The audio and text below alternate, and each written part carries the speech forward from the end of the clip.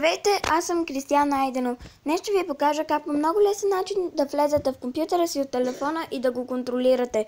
Ще ви трябва приложението TeamViewer, което аз съм го изтеглил от Google Play. Но вие, ако сте на iPhone, ще трябва да го изтеглите от App Store. Трябва да имате също приложение на компютъра. Аз съм го изтеглил от Zamunda. Влизате вътре, ще иска да въведете ID адреса, който ще се покаже като влезете в компютъра. Ще се покаже и паролата. Въвеждам го и пише паролата.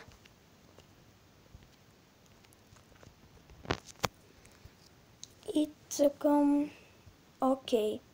Ще ви се покаже всяко движение за какво е. Цъкате продължете. И ето, сега съм в компютъра си и го управлявам. Ето я мишката. Сега ще ви покажа как да сме, къде се показват. Ето, тук е паролата. Тук е паролата, тук е ID. Ако не ви хареса паролата, цъкате тук и си правите лична парола. Надявам се клипа да ви е харесал и не забравяйте да се абонирате. Довиждане!